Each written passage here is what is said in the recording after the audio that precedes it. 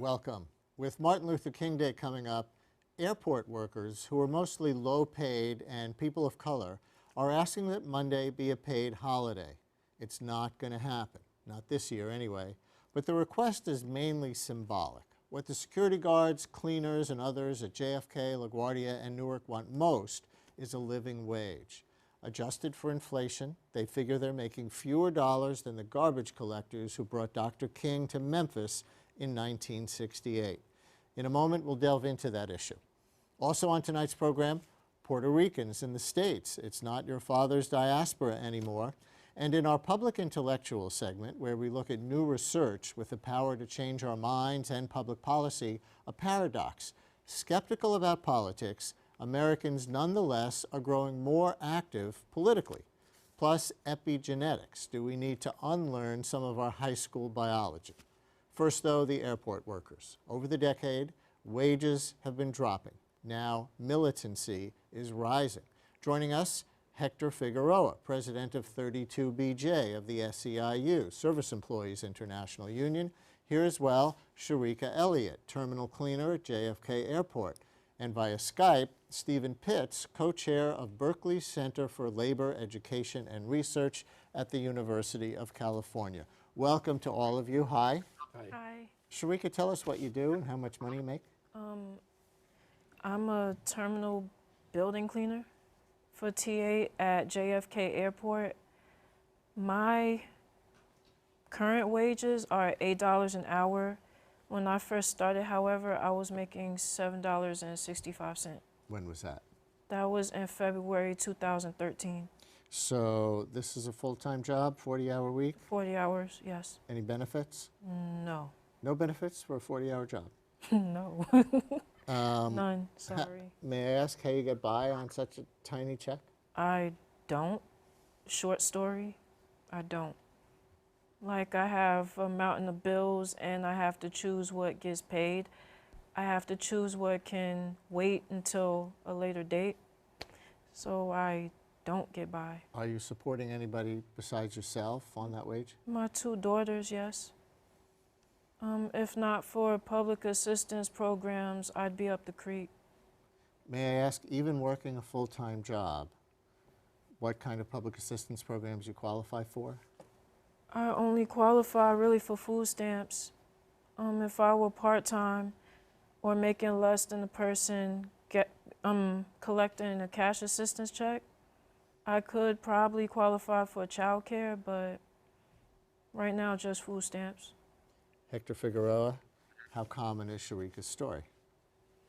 Well, Shareeka's story is a story of many workers around this country who are really providing an important service, contributing to our economy, but they're not getting by with the kind of pay that they receive. These are minimum wage jobs now that decades ago used to be good jobs, good paying jobs, but as contracting out by the airlines and other companies has evolved in the economy, has become dominant, we see them now as minimum wage jobs. That's such an important part of this story. The fact that the wages for the same work, you're saying, has gone down over the decades. Exactly. That's completely the case. We have become a country in which increasingly we're divided between the ones who have and the ones who don't have.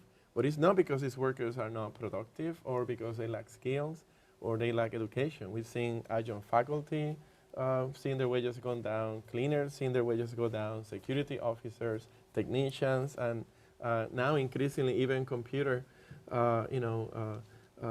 workers are getting their wages down. It's a general tendency, but airports are funded by public dollars, by taxpayers, and this really is a situation that we could address if we wanted to. And are you at 32BJ organizing, Shareeka, and other workers in similar jobs? People who know your union tend to think of you as the building workers union with the doormen and the porters and the janitors and so forth in the city. We've been supporting the organizing of low-wage workers. Over the last 7 years, we have helped organize security officers who were earning, like Shareeka, $8 an hour, and now they have $15, $14 an hour. We are helping organize multi-service workers and now airport workers. And their situation is all the same. These are jobs that, again, do not provide enough for a family to move themselves out of poverty. And it's a shame that our airports actually endorse this. So are you unionized? No, not currently. There's a process underway? Yeah. We walked, well, I'm sorry. We walked in with a union called 660. When 32BJ was introduced to us, you know, they courted us at the airports and we're like, we like what you're offering. So the elections came. The majority of us voted in 32BJ, except we can't usher them in as we like because my employers are fighting it. Aha. So there's a battle underway There's a battle underway. between the union and the employers. These are contractors with the airlines. These are contracted with the airlines, and the contractors are not willing to recognize the desire of these workers to have a union.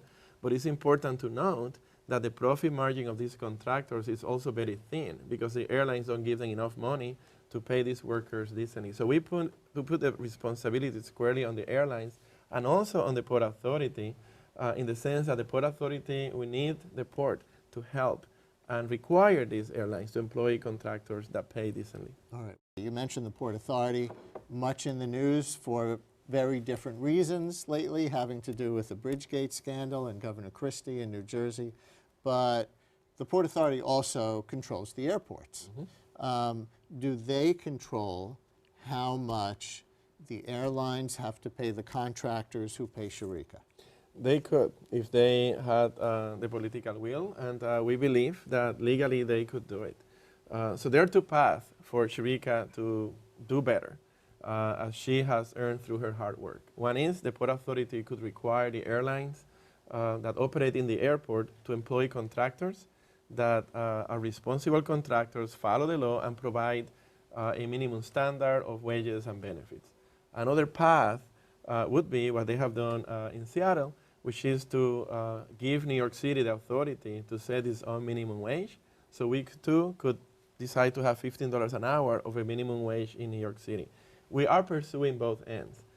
We are now asking the Port Authority to weigh in, to look at our situation, to look at what Shareeka and her co-workers are making and fix the problem. So that would take the cooperation of Governor Cuomo and Governor Christie. Very difficult to get two governors of two different parties, both potential presidential hopefuls for some time in the future, and even to get Christie's attention right now might be a little difficult. But is that what it would take in order to get that progress at the Port Authority level? Well, we don't know yet. I mean, we are engaged now with Pat Foy, and we, the workers. The head of the Port Authority, the head of the Port appointed Authority by Governor Cuomo. Thank you. The Yes. guy who blew the whistle on the Bridgegate scandal, I'll add. Exactly. Well, we like him to blow the whistle too about poverty at the airport. So we're looking for a response from the port. Hopefully it doesn't need to get to the level of both governors, but if we have to, we'll get to that level. I mean, this is a situation that is a real shame. Here we're talking about 3 airports, Newark, Kennedy, and LaGuardia, who exist because of what the citizens of our city and across the river from New Jersey have granted to these airports. These airlines are functioning here. If you want to land in New York, you cannot land in Philadelphia and then drive here. You have to land in New York. So we have the power to require them how to operate and to be good citizens and give back to the workers and the community. Shareeka, do I understand correctly that there are workers like yourself who work for the contractors who contract with the airlines, and then there are other contractors doing similar work in the terminals who are contracted with the Port Authority directly, and they get paid better? Yes. Do you know how much better? I can't speak on Port Authority workers itself, but I come into contact with a lot of AA workers, American Airlines.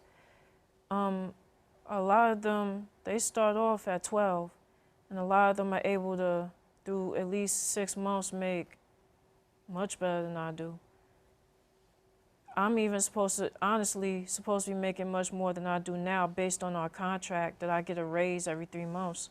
I've only seen 1 raise since I started from the company. If New York City didn't demand for $8 an hour minimum wage, I wouldn't have that right now. Because that's the city Right. minimum wage. Right. As of right now, that just went up on New Year's Day. Yes. State minimum wage? Yes, New York state minimum State. wage. So do you talk to your colleagues in these other jobs, on this other track, who make a little more money? Is there jealousy, or is there a way to get them on your side and help with the organizing effort? What's that like? I'm not sure about help from American airline workers. Honestly, their biggest thing is, why don't you just leave them and come to us? But it's not always easy. Even if we wanted to cross over to another contractor, we've had managers in secret tell other contractors not to hire workers from my camp. So, Complicated. right, to say the least. Let's go out to the West Coast, where Steve is standing by. And Steve, there's an interesting story out there that some New Yorkers have heard of from the Seattle area, where a town, a jurisdiction that includes the Seattle area airport, just voted for a $15 an hour minimum wage. Can you tell us about that? Well, one unique thing about what's happening in Seattle is that the airport area is a separate jurisdiction. And so the voters there passed an ordinance requiring an increase in the wages paid to workers there at the airport to $15 an hour. It was passed at a small margin, but it passed. And right now it's being tied up in court. If successful, it means that people who are paid less than that, baggage workers and so forth, will get an important increase in their wages. And it's a kind of technicality, and not to get too wonky on our viewers, but part of the determination of whether the airport workers themselves are going to be covered by this $15 minimum wage, as I understand it, is whether the airport is technically part of the city or whether the airport is technically its own separate jurisdiction. Is that correct? That's the issue at hand, yes.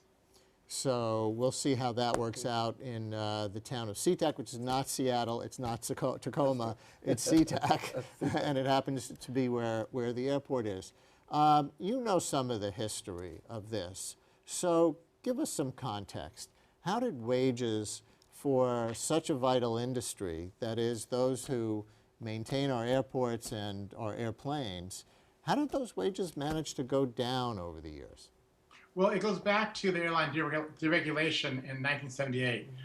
As a brief personal story, my Uncle Harvey, I grew up in Chicago, by the way, and my Uncle Harvey worked at O'Hare Airport, Middle Airport, as a skycap for Delta.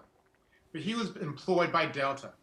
But what happened in response to deregulation was a massive attempt to lower labor costs. One strategy was to lower wages directly. Another important strategy was to simply outsource those jobs. So instead of the workers who are skycaps, for instance, like my uncle, working directly for the airline, they're now outsourced to another firm. So those two strategies, both to directly lower wages and to outsource what began in the late 70s, and resulted in our situation we have today. And to passengers who might think, well, airline tickets are already so expensive, they should be working with the most efficient contractors who they can, what would you say?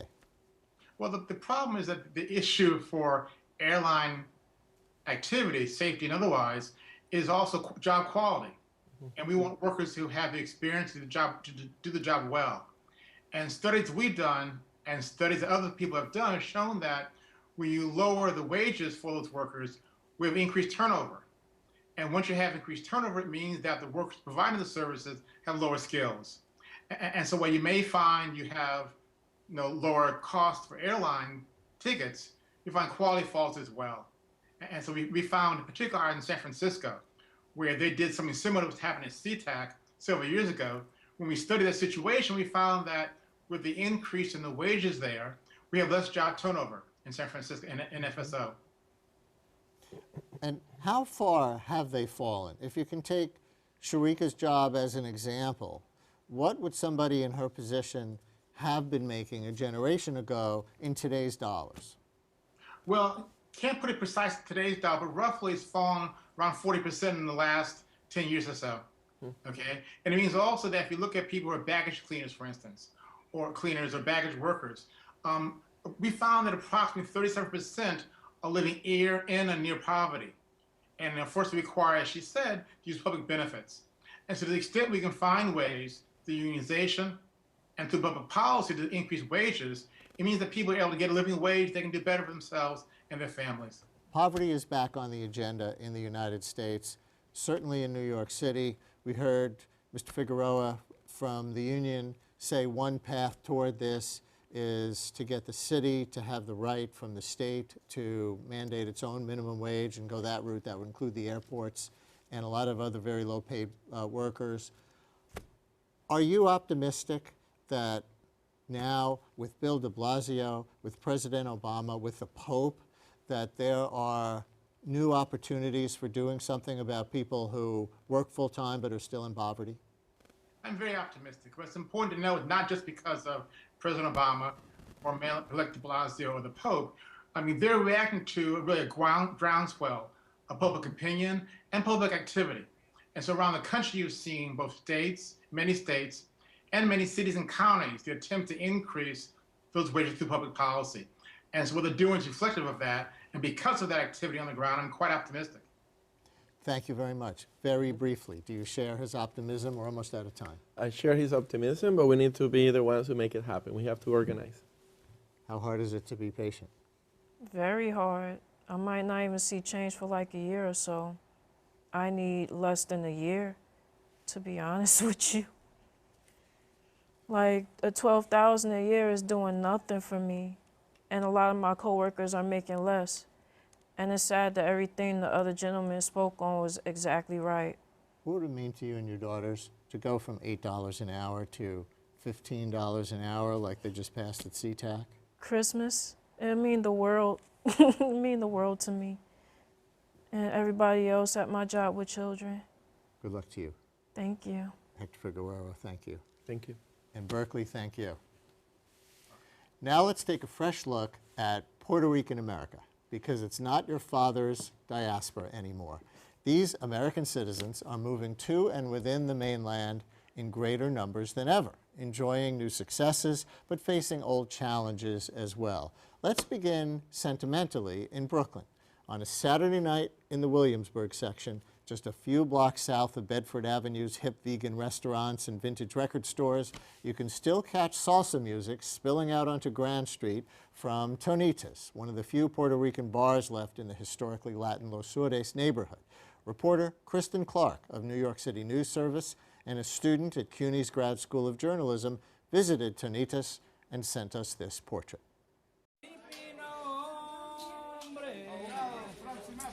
Before, all these new buildings came in and so that there was a lot of Puerto Rican bars. I'm talking from South, Fifth, all the way down to Gran. So there was bars like this. No tengo corazón, por favor. And they all shut down. No tengo, ¿qué quiere que haga? We're at Doñitas. It's a family bar. It's in Grand Street. It's all old school. We play salsa, and you have a beautiful time. You don't have the homeless on. Monday through Saturday, they have places that they could go and eat. Usually Sundays, the homeless don't have nowhere to go. Doñita, she's like an angel. On Sundays, she opens early, and whoever wants to eat, they'll have a warm plate of food, rice and beans, and chicken. They could sit down and eat it at a decent hour. They could play dominoes, pool, listen to some music. This is a normal Sunday. It's a little bit more family. Now, at nighttime is a different story. At nighttime, we let loose. We have more outsiders coming in. I mean, people that come from the outside, they come in here and they're like, wow, what a beautiful bar. Everybody's family, everybody helps each other. And even, people that come in here, the Americans that come in here, they don't know how to dance. Come on, we teach you how to dance, and they love it. This is our stomping grounds.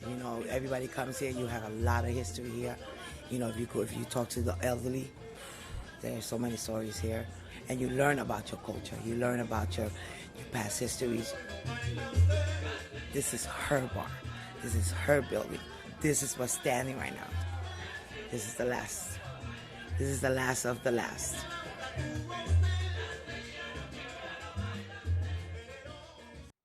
You can find that slideshow by reporter Kristen Clark at brooklynbased.com.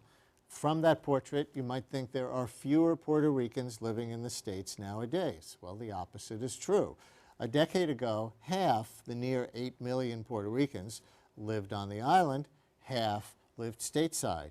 Today, 1 million more live in the States than on the island, so that's down to about 3.5 million. The States have 4.5 million. How come? And how are they faring here in health, education, work? And is New York City still the Mecca among places in the United States? Joining us, Hunter College professor Edwin Melendez, co-editor of The State of Puerto Ricans 2013 and director of Centro, the Center for Puerto Rican Studies.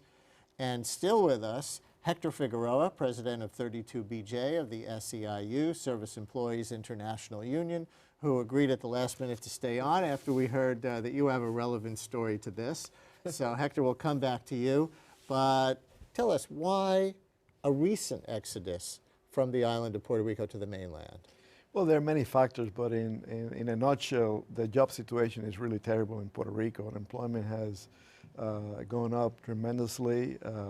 Job creation is lacking really substantially on the one hand. On the other hand, the quality of life has really eroded over the last decade. You have crimes going up, social services being cut, the cost of living has increased substantially. So the quality of life has really taken a hit as well. So the combination of those two things are really pushing people out. And where are they going on the mainland primarily? Well, it used to be New York. Nowadays, we're gaining a little bit of population, but for the most part, they're going to Florida and everywhere else in the country. The reality is that Florida is actually the fastest growing place for Puerto Ricans. By the end of the decade, we expect more Puerto Ricans in Florida, Central Florida, than actually in New York City and New York State. In fact, let's bring up a graphic that shows us some of this. So this is largest migration flows to and from Puerto Rico. So we see the big light blue bar on the left and dark blue bar below. That's Florida. So we see, wow, compared to New York, compared to anywhere else, the migration to Florida is massive right now. Yeah. The population in New York is still the largest, New York State and New York City, but is, as you can see, the flows are going to favor Florida. And that chart is 2006 through 2011, so those migrating in the last 5 years are going that much more proportionally to Florida. You know what's fascinating to me in this chart? When you look at New York, it looks like there are an equal number of people going from Puerto Rico to New York and from New York to Puerto Rico. Right, right. How would you explain that? Well, it's not hard to explain. The fact is that there is there's been a flow back and forth. There's a lot of experimentation by young people. They come, they don't quite do as well as they wanted, and they go back. So this constant flow is something that characterizes Puerto Rican migration for a long time. The truth of the matter is that the current migration is very segmented, very biased towards the younger population. So there's a propensity to experiment and go back and come back and forth. But there's another side of this coin, which is that a lot of families are coming. And when you come with your family and your children and you have to establish and schools and all that stuff, then the migration is a bit more permanent. So you have this, the other thing about New York is that we have a lot of people going to the suburban areas. So there's a constant flow. New York City, as it is for many other migrants, immigrants, New York City is a revolving door. We receive and we send. A lot of people come, a lot of people go all the time. Yes, yeah. Hector, tell us a little bit about your family story. Where did you come from, and what's the context of that, and the larger story, larger family history of your relatives? Yeah, happy to share. I was born in Ponce. I came here in 1982, but I came here to the Bronx to our family. My aunt, my uncle were already established here 4 generations. They came in the 1940s, and my cousins came in the 60s and the 70s, and they're found in New York a whole place that they could work. They work in paper, factories. They work in the jewelry industry. They work in garment, union jobs. They retired. They went to Central Florida. They're all gone now. I don't have but one distant cousin left in the Bronx from about probably 14, 15 relatives They are either in Central Florida or back in Puerto Rico. You're talking about the older relatives. Well, the Who are older back there. and also not the not so old. Those who are in the 20s and the 30s, their offspring also have moved to Central Florida. Are they finding more job opportunities there? Is that why? The they younger find, ones? Yeah, they find more job opportunities, but also want to be close to their elderly parents who Right. wanted to move there. But it's Tampa, Orlando, Universal Studios, Disney. A lot of Puerto Ricans work in the industry around, the tourism and entertainment sector. It's a mecca for the type of jobs that Puerto Ricans will seek. They are middle level wages. Yep. They are bilingual, in the industry, the entertainment industry, and so forth. But also think about this: if Puerto Rico is not a destination for retirement, as it used to be, where are we going to retire when we go away from the cold? Florida, like everybody Yes, else. Florida like everybody else, but Central Florida is also a receiving sector for us.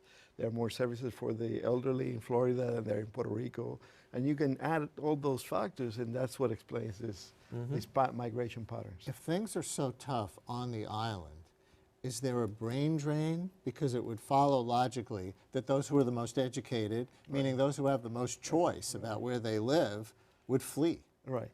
Well, the answer to that question is it depends on who you ask. In Puerto Rico, there is a widespread belief that there is a brain drain. However, most of our research have shown that there is no such bias in terms of professionals coming to the United States or people in certain occupations like managers and scientists and that kind of stuff. However, having said that, the data doesn't allow to more detailed analysis. For example, anecdotally, we know that a lot of engineers leave the Colegio Mayagüez after they finish the engineering school, the very prestigious engineering school, because they don't find jobs in Puerto Rico. Chemical engineers and all, other type. However, it is true that a lot of young professionals leave, but a lot of old professionals stay. So when you look at those numbers, even segmented by education, the fact is that professionals have better employment opportunities than the rest of us, right? So the fact is that they come proportionally to how they're represented in the population. So from my end, there is no such brain drain. Now, that doesn't leaves out the number that you quoted at the beginning. So if you have a million plus swing, it doesn't matter how proportional it is. There are a lot of young people leaving the island, a lot of potential employment earning power, purchasing power is leaving Puerto Rico. And that's what the problem is with the demand and the aggregate demand in Puerto Rico. So that's a real threat, the It way is you a threat. describe it. That could be a downward spiral that just takes it further and further into being an impoverished place in 20 years, 30 years. Well, we just published a paper, or we are about to publish a paper in a new book from Centro, in which we document how Puerto Rico resembles so much these European economies where you have both population decline, like in Spain and so forth. Lower birth rates. Lower birth rates and migration, Yeah. out migration. Right. So the combination of those two things is a downward spiral, and that's not going to be easily compensated by. Let me put one more piece of your data Sure. on the screen. Sure. And this is about how Puerto Ricans in the States are doing, at least by one significant measure, and that is average life expectancy. What we really see here is on the leftmost column, the average life expectancy in the United States for everybody in the United States. It's to about age 77.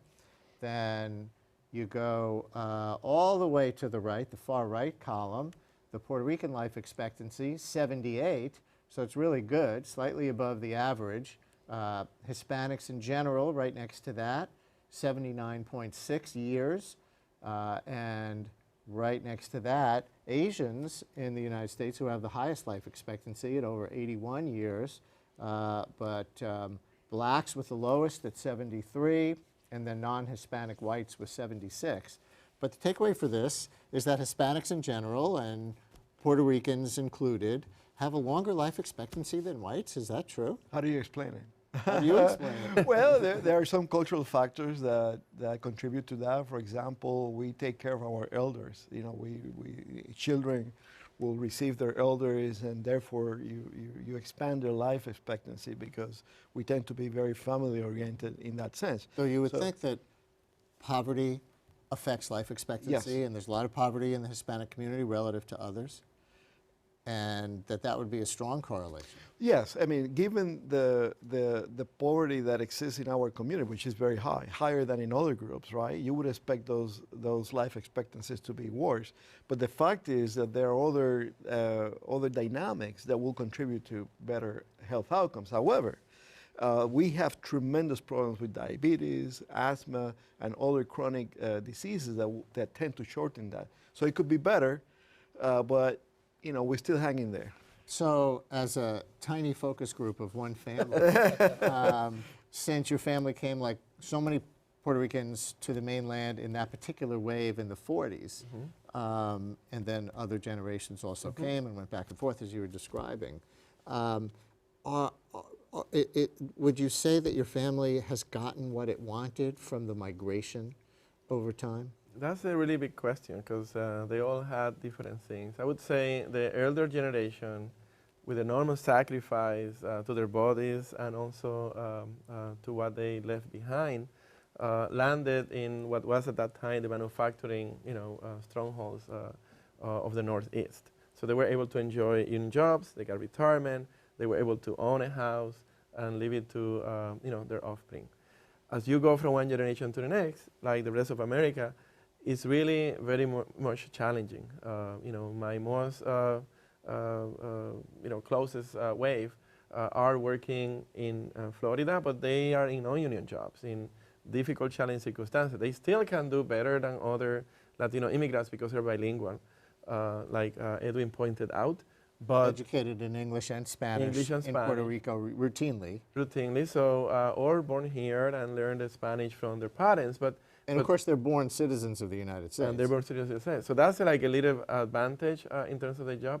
But what I find is that in talking to them, and also because we do political work in Florida, in Pennsylvania, Massachusetts, states that the chart earlier show there is also a flow of Puerto Ricans, they have a different set of expectations now. They actually want to have the piece of the American dream that was lost to them, that the earlier generation enjoyed because of the historical circumstances. So in places like Florida, Boston, in Philadelphia, we're beginning to see more and more of our Puerto Rican community asserting itself in politics with the rest of the Hispanic community in a way that I think is really good, for the direction of, making sure that there is like a progressive agenda in the Latino community. Is the key massively more higher education in the next generation, or a combination of that and more organizing by unions like yours? How would you put it? I would say both. People need to be able to get jobs that pay well, whether they have education or not.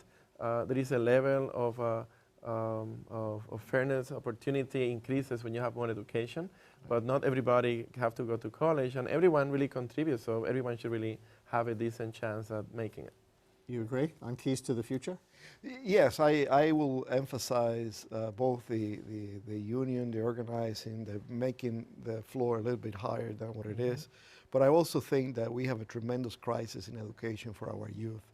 Puerto Ricans and blacks in the city have the highest rate of disconnection, so-called disconnection, not at school, not at work. And I have great hope for the new administration to have a program targeted to that youth that is so critical, 18 to 24, and are not transitioning anywhere. At the time where you're supposed to gain experience, to form families, they're completely at a loss. And I think that's a great... What would you have the mayor do? He talks about after school for middle school, and of course he talks about pre-K. Is that the place to start? Well, you always have to go back a little bit before junior high to set the foundation. But there is a point of transition in junior high that is so critical to our youth. And I think they're not disconnected from each other. They're not disconnected from community organizations. And we need to build on those relations to really create the opportunity for them to really appreciate what education brings to them. That, of course, implies that the educational system has to be able, willing to receive those kids that are different, that are lacking certain basic skills, that may have language barriers, that for some reason or another are not well in school and then now find challenging to move on and transition. And I think we have a great deal of work to do with those institutions that are responsible for doing this. And I think our community organizations, our partners, unions, and so forth have a great deal to contribute in that regard. Thank you both very much. Appreciate it. Time for Public Intellectual, where we look at new research with the power to change our minds and public policy. Today, a paradox. When pollsters ask Americans how much confidence they have in various political institutions, Congress is usually at the very bottom, at times with a mere 5% approval rating. The presidency and the courts, not that much higher. After scandals like Bridgegate in New Jersey, people are likely to hate politics and politicians even more. But despite this skepticism, citizens are increasingly taking part in the political process, says a new study. The key, according to research by Elizabeth Bennett, political science graduate student at Brown University, is to express disdain for the broken system and then jump in. With her co-authors, she has published a paper entitled Disavowing Politics, Civic Engagement in an Era of Political Skepticism. Welcome. Hello from New York. Hello. So, if people are more skeptical about politics today than in the past, how do we measure that, first of all? Good question. So in our study, we use the term skepticism to encompass a broad number of phenomenon.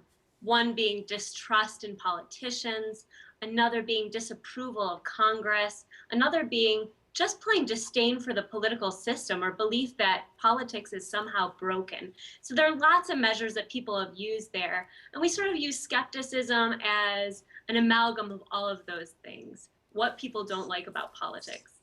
Were there a few big things that have created the current American skepticism, or is it a million little things?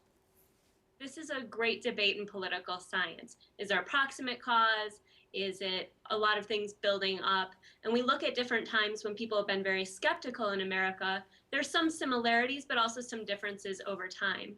So what we did was take that broad survey data that shows when people have been skeptical, instead of asking a typical question, which is, why so skeptical? We ask, what do you do with that skepticism? And you found that people participate in the political process. That's a paradox. That's right. So this is pretty different than what happened in the early 1990s.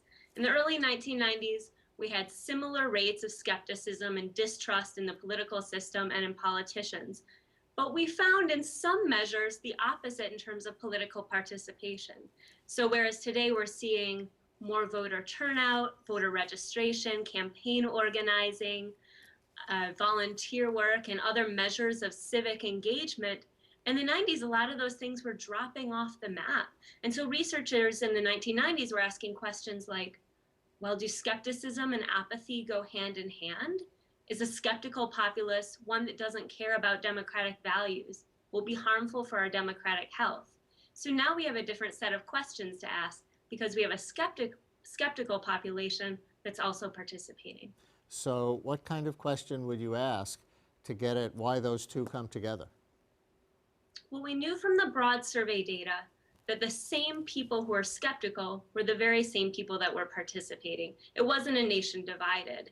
So our question was, how does that work?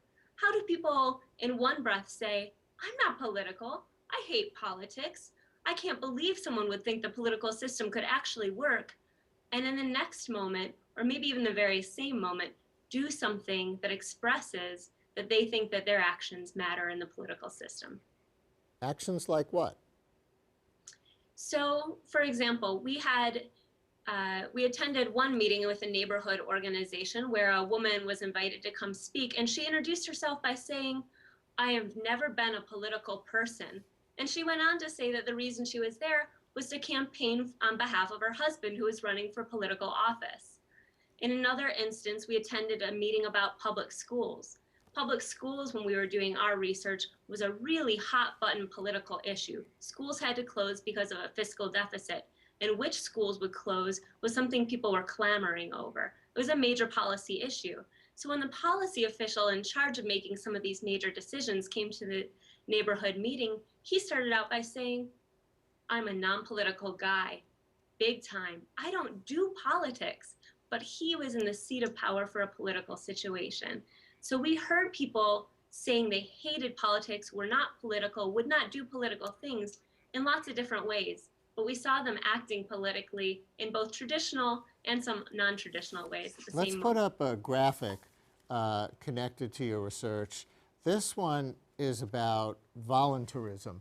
And I think what we're seeing with this blue line that cuts across the graph from left to right, that from the period of September 2007 to September 2011, so really through the teeth of the fiscal crisis, the financial crisis, as well as the election and early years of Barack Obama, volunteerism was going up with just a little dip there in late 2009, early 2010. What do you make of that? Good question. So Brian, volunteerism is one of those things that's really difficult to measure. And the statistics of what volunteering looked like post-financial crisis do vary to some degree. But there was a great deal of consensus that when we hit the financial crisis, we were at a 30-year all-time high in volunteering.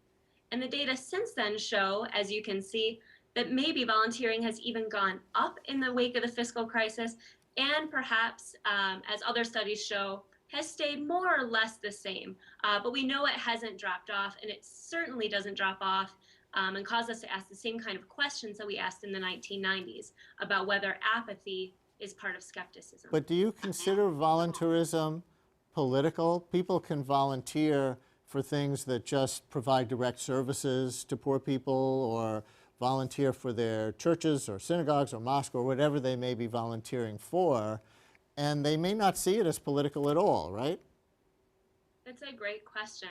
So similar to our concept of skepticism, which is broad and encompasses a variety of different feelings that people have about different parts of the political structure, our concept of engagement was broad as well. So we included volunteering in the community, voting in national, state, and local elections, registering to vote, talking about politics. And in most of these ways that you could conceptualize what it means to participate in politics, people were continuing to participate or even participating more during this period of skepticism. Let's put up another graph that goes with your study. And this measures trust in the federal government over time. It starts way back in 1961, where trust in the federal government was over 70%.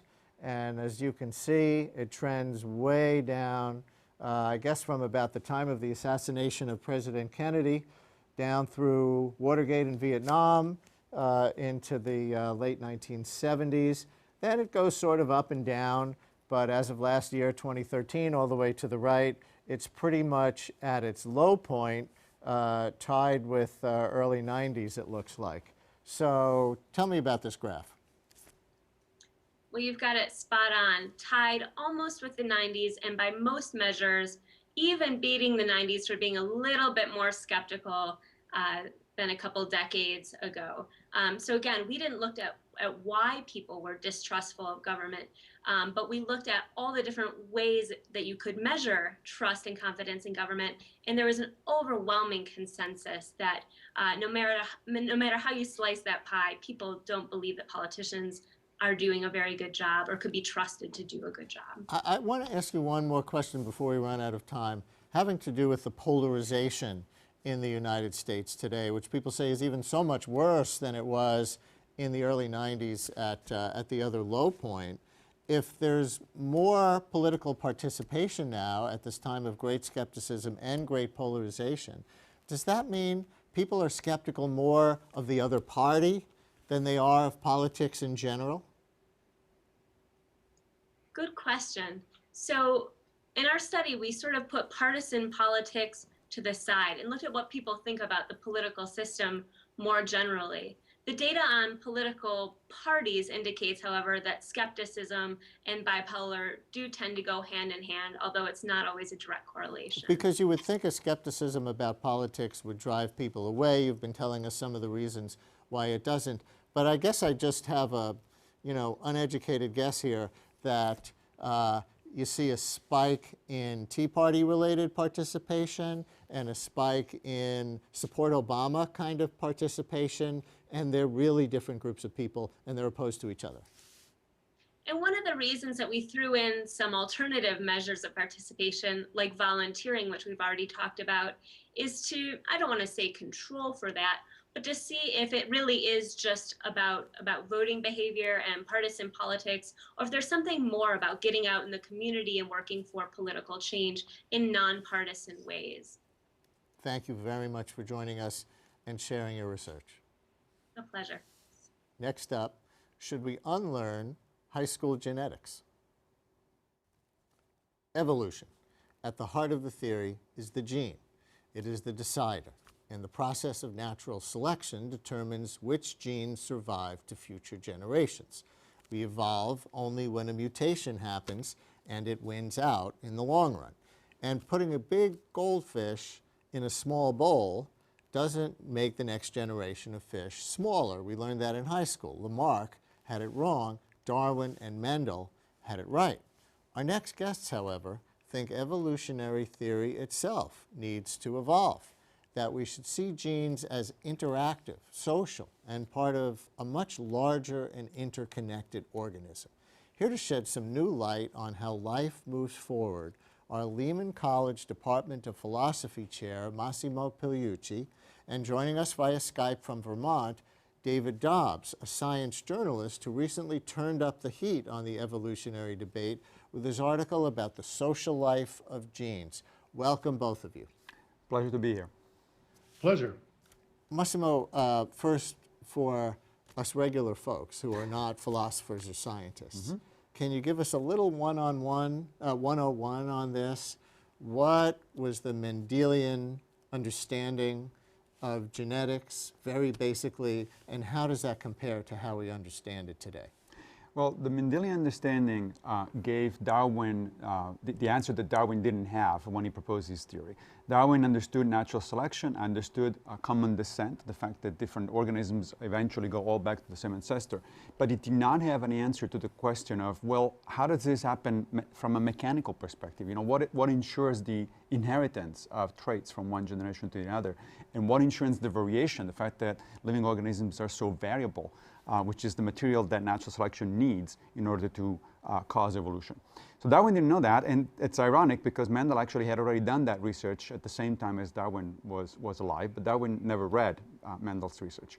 At the turn of the 20th century, Mendel's research was rediscovered independently by different researchers, and we have the birth of modern genetics. And basically the idea is, well, there are these things that are called genes, and we now know, of course, they are pieces of, mostly of DNA, a particular type of a weak acid that is a large biomolecule. And these pieces of DNA encode information that is read by the cellular machinery to create proteins. These proteins have effects on our behavior, on the way we look, on what biologists call the phenotype, which is everything other than the genes.